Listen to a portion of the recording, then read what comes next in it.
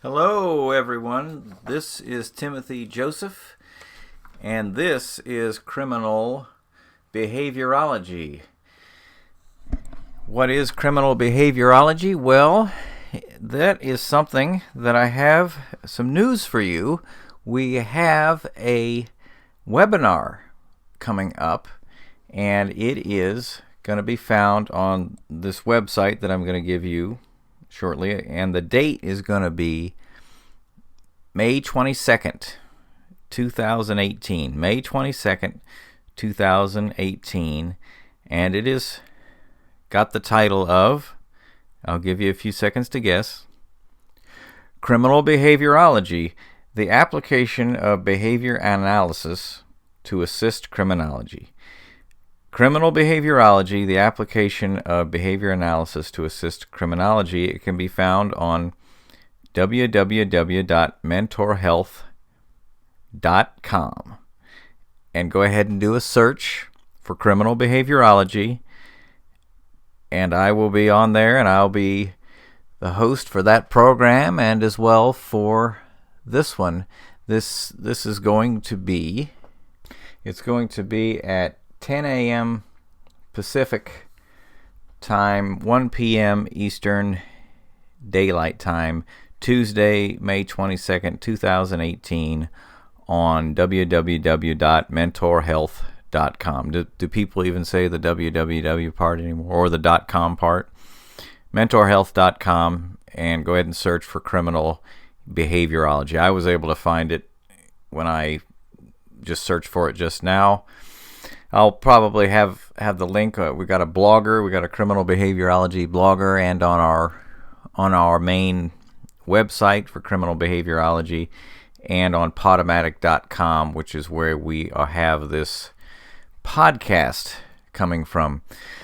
And to answer the question, criminal behaviorology, it is the use of behavior analysis to assist criminology, sociology, psychology, the criminal and civil justice systems. And I found an article, and I found it quite some time ago. I have been in the group of people interested in psychopathy as a condition, which most of you might know as a lack of conscience, lack of remorse, lack of anything good personality-wise, and it's studied extensively by Robert Hare. I've attended a training that Robert Hare has done on his instrument, the Hare Psychopathy Checklist-Revised. Hare Psychopathy Checklist-Revised, which is the PCL-R. It's a set of 20 indicators that is scored in a particular fashion, and that score that's a measurable unit that we can use to measure the psychopathic traits of a personality. Well, and I've used it myself. I've read a lot of literature on it, and I still consider it an important instrument. In this article that I found here, this is in forensic-psychologist.blogspot.com.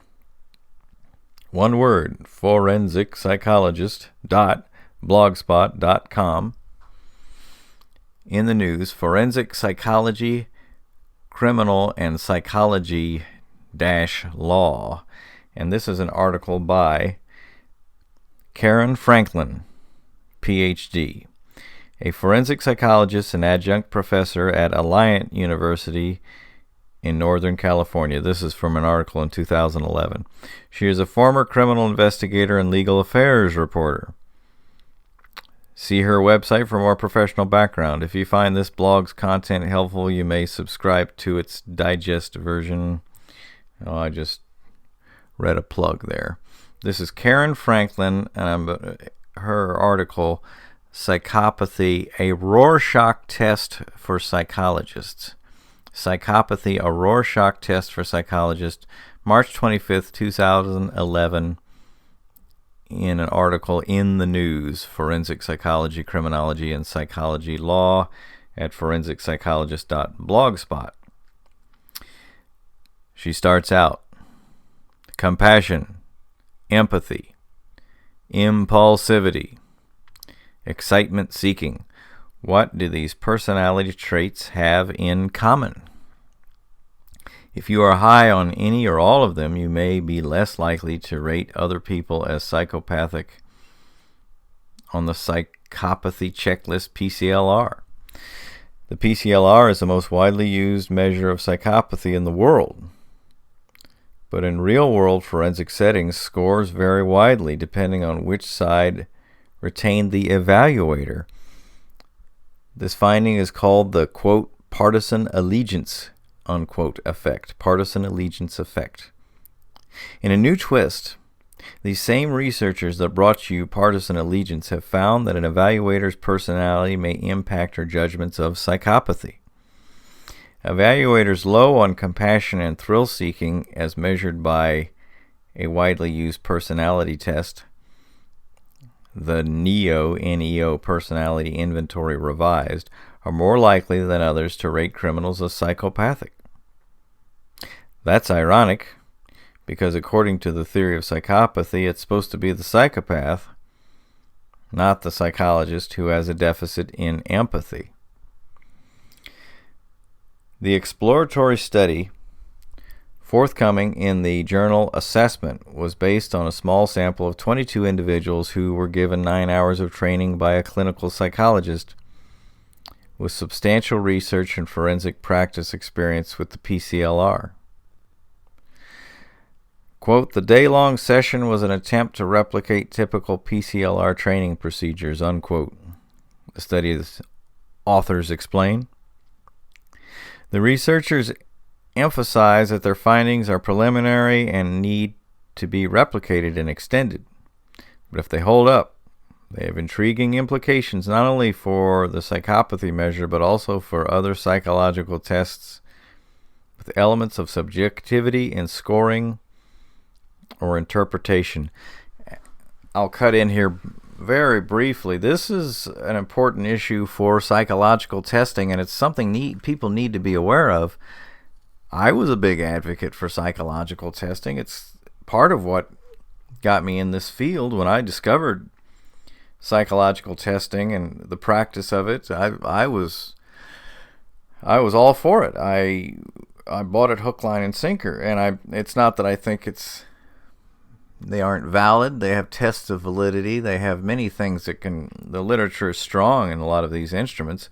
But I think the public needs to know that this is not, it's not something that's infallible. It's not something that can't be affected by other variables.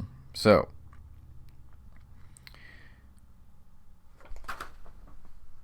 she goes on. The study did not examine the accuracy of the low versus high scorers. But if low-scoring evaluators are more empathetic, this implies that they may be more accurate in interpersonal assessment contexts. Future research might examine class background, race, and philosophical beliefs to see if these influence scoring of the psychopathy checklist. In my, Karen Franklin says, informal observations, professionals who look for psychopaths under every rock tend to lack understanding of or empathy for those on the bottom. Here's how that looks in practice. The upper middle class professional walks into the evaluation room, oblivious to the blinders and unconscious biases she brings to the table. Her subject, in contrast, is far from oblivious.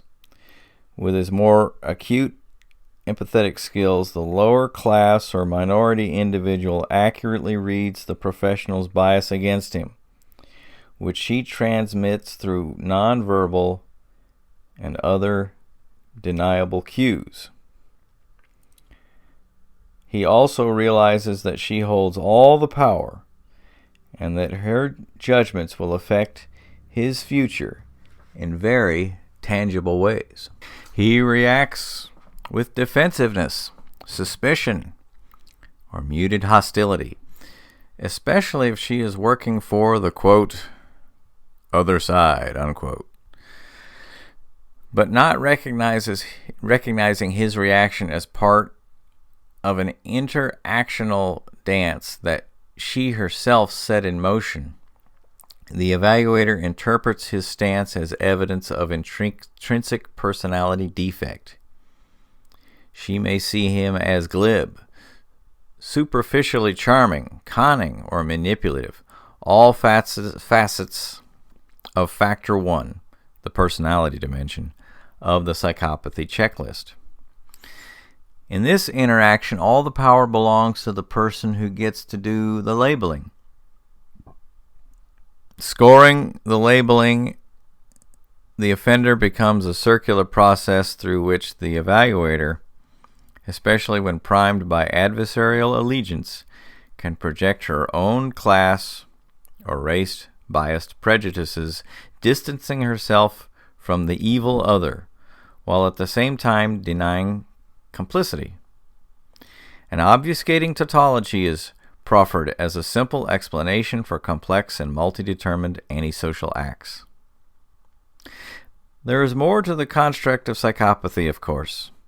I focus here on its potential subjectivity because this is a facet that proponents rarely acknowledge, especially in public.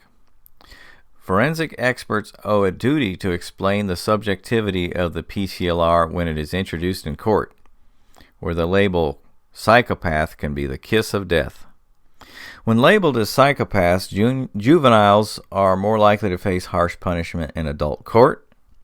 Sex offenders are more likely to be preventively detained.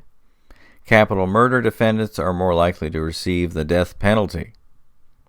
So the next time a promising young student proposes to study psychopathy or the criminal mind in quotes, you might give him a gentle nudge in a more fruitful direction. Like, what, criminal behaviorology, maybe? That's my interjection. Rather than treading this tired old path, she might contribute to more to the field by studying the psyches of professionals who assign such diagnostic labels in the first place. I am assuming people that are into applied behavior analysis or related fields and others are concerned about the use of psychological testing. Not that I'm not saying you shouldn't use it, but there is some concern about that because of, as she illustrates in the article, the pull of other variables that we may not control during the testing process. Now, this same writer, psychologist Karen Franklin, forensic psychologist, Alliant University, Northern California. Also in Forensic Psychologist, blogspot.com, in the news, Forensic Psychology, Criminology, and Psychology Law, March 5th, 2013. Another article. Remarkable experiment proves pull of adversarial allegiance. A brilliant experiment has proven that adversarial pressures skew forensic psychologists' scoring of supposedly objective risk assessment tests, and that this adversarial allegiance is not due to selection bias or pre-existing differences among evaluators. The researchers duped about 100 experienced forensic psychologists into believing they were part of a large-scale forensic case consultation at the behest of either a public defender service or a specialized prosecution unit. After 2 days of formal training by recognized experts on two widely used forensic instruments, the Psychopathy Checklist, PCL-R, and the Static 99R, I believe the Static 99 is used primarily for sex offender risk assessment. The psychologists were paid $400 to spend a third day reviewing cases and scoring subjects. The National Science Foundation picked up the $40,000 tab. Unbeknownst to them, the psychologists were all looking at the same set of 4 cases, but they were, quote, primed, unquote, to consider the case from either a defense or prosecution point of view by a research confederate, an actual attorney who pretended to work on a sexually violent predator SVP unit. In his defense, Attorney Guise, the Confederate, made mildly partisan but realistic statements such as, quote, "We try to help the court understand that not every sex offender really poses a high risk of reoffending," unquote. In the prosecutor role, however, he would say, "We try to help the court understand that the offenders we bring to trial are a select group who are more likely than other sex offenders to reoffend," unquote. In both conditions, he hinted at future work opportunities if the consultation went well. The deception was so cunning that only 4 astute participants smelled a rat. Their data was discarded. As expected, the adversarial allegiance effect was stronger for the PCL-R, which is more subjectively scored. Evaluators must decide, for example, whether a subject is glib or superficially charming. Scoring differences on the static 99R only reach statistical significance in 1 out of 4 cases. The groundbreaking research to be published in the journal Psychological Science echoes previous findings by the same group regarding partisan bias in actual court cases.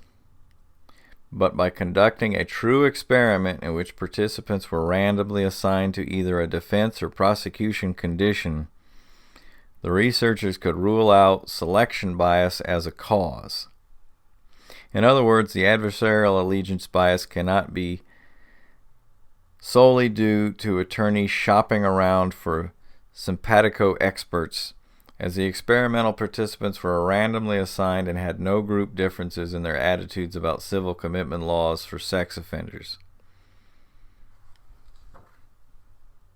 Later on in the article, she says, "This is just the latest in a series of stunning findings by this team of psychologists led by Daniel Murray of the University of Virginia and Marcus Boccaccini of Sam Houston University on an allegiance bias among psychologists.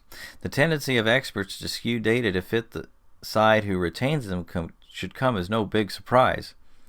After all, it is consistent with the 2009 findings by the National Academies of Science calling into question the reliability of all types of forensic science evidence, including supposedly more objective techniques such as DNA typing and fingerprint analysis."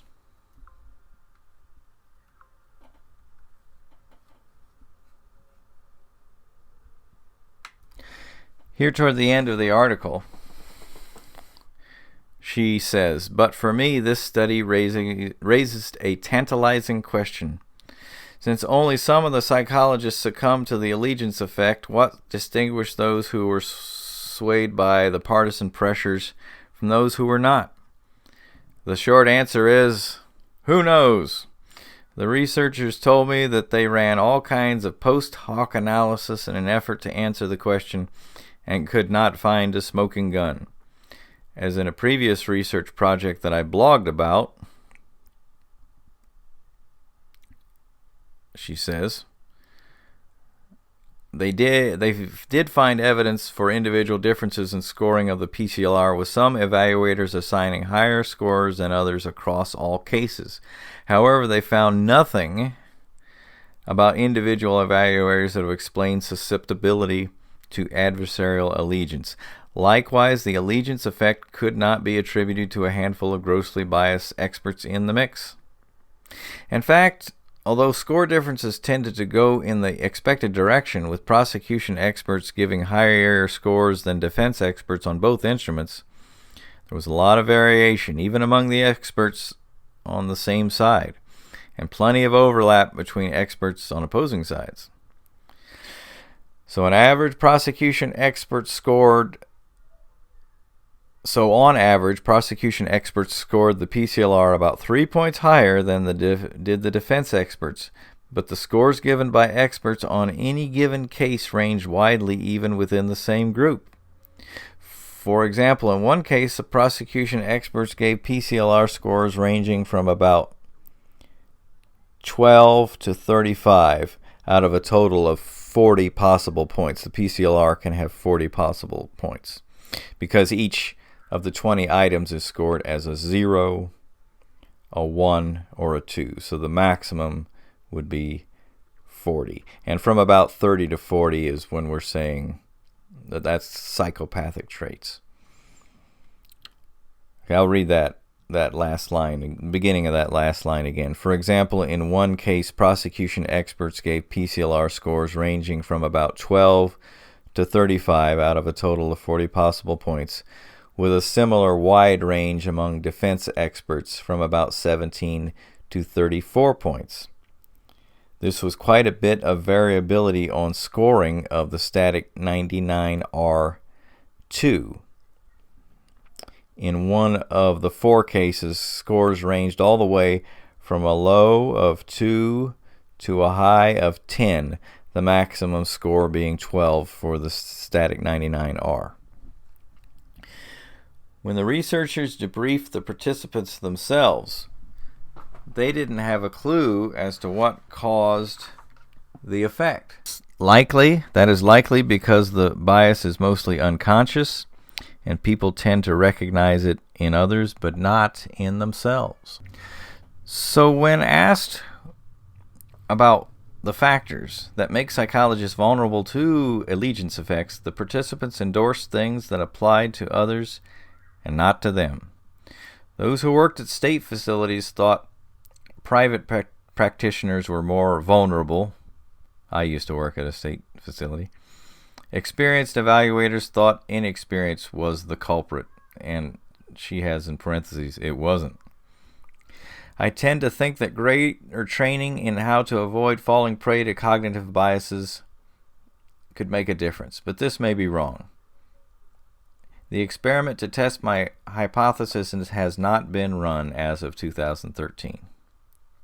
The study is Are Forensic Experts Biased by the Side That Retained Them? By Daniel C. Murray, Marcus T. Boccaccini, Laura A. Guarnera, and Katrina Rufino. Forthcoming from Psychological Science, the journal Psychological Science. Well, and it isn't that surprising, the information that she has in these 2 articles. There's been a lot of criticism of many psychological tests, and I think it gets more to the issue of how they are being used. Some of these tests were they initiated simply for research purposes, and then when it was found the value they could potentially have, like as in risk assessment, violence risk assessment, they started to be used for that. The context that it's used changes the variables that are in place. A behaviorist would understand that a new setting means new variables, and a new functional assessment needs to be put in place. So I'm not here to deny anyone using psychological testing, but we should be aware of what the context is, what the setting is, and what the variables are that could influence the person that is taking the test and those that are administering it. And I thank you for listening. If you're interested in the webinar, please look it up. And this is Timothy Joseph for Criminal Behaviorology.